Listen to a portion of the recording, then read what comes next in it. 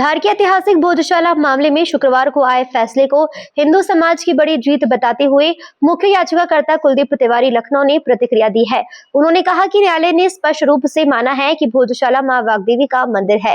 तिवारी ने कहा कि अब मां वाग्देवी की मूर्ति को लंदन से वापस लाकर भोजशाला परिसर में स्थापित किया जाना चाहिए। साथ ही उन्होंने मांग की है कि भोजशाला परिसर के 300 मीटर क्षेत्र में किए गए अतिक्रमण को भी हटाया जाएगा। आज मैं भोजशाला आया हूँ, मेरे लिए बहुत गौरव का दिन है।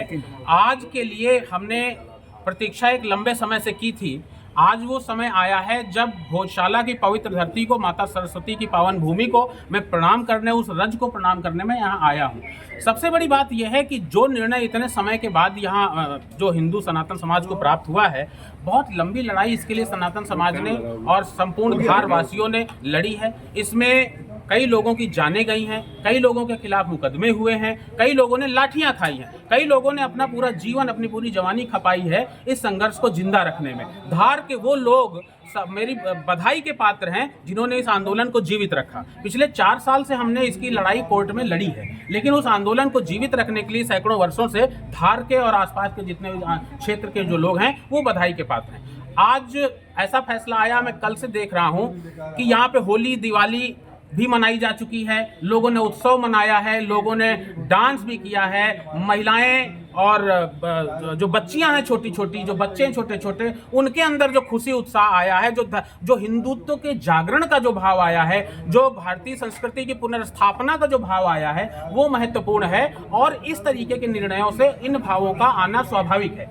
आज भोजशाला में सुबह से मिठाइयाँ बंट रही हैं, बहुत सारे लोग आकर के पूजा पाठ दर्शन करके जा चुके हैं। आज सुबह से भोजशाला का गेट खुला हुआ है। आज मैं भी यहाँ दर्शन के लिए आया हूँ और मैं भी अपने आप को बहुत धन्य समझता हूँ कि मुझे अवसर मिला था इस लड़ाई को शुरू करने का, इस लड़ाई की भूमिका कैसे बनानी है, इस लड़ाई को कहां से शुरुआत करना है, किस प्रकार से मुकदमा दाखिल किया जाना है, कागज कहां से इकट्ठे होंगे, तथ्य कहां से इकट्ठे होंगे, कौन कौन से लोग हैं जिनको इस लड़ाई में, इस अभियान में, इस मुकदमे में शामिल किया जाना चाहिए, कौन कौन से लोग हैं जिनको वकील बनाना जाना चाहिए जो इस लड़ाई को हमारे न्यायालय में प्रस्तुत कर सकते हैं। तो वो सारी भूमिका हमने बनाई थी और इसमें हमें यहाँ के जो भोज उत्सव समिति के हमारे लोग हैं, इन्होंने हमें पूरा सहयोग किया था। तो उस नाते आज हम इस फैसले पे पहुंचे हुए हैं। परिचय बता दीजिए अपना। मैं कुलदीप तिवारी लखनऊ से हूं और याचिका करता हूं, और सारा जो इसका जो प्रारंभिक रूप से रूपरेखा बनाई थी वो सौभाग्य मुझे प्राप्त हुआ था। देखिए, मैं कहूंगा इसमें कि मां वाग्देवी की मूर्ति के लिए कोर्ट ने अभी निर्णय दिया हुआ है कि केंद्र सरकार इसकी व्यवस्था करे और लंदन के ब्रिटिश म्यूजियम से मूर्ति को ला करके यहाँ पे स्थापित करे। लेकिन मेरा कहना ये है कि क्या केंद्र सरकार इसको पूर्व में नहीं कर सकती थी? बहुत सारे ऐसी मूर्तियां, बहुत सारे ऐसे भारतीय गौरव के प्रतीक चिन्ह हैं जिनको बाहर से, विदेशों से लाया गया है केंद्र सरकार के द्वारा।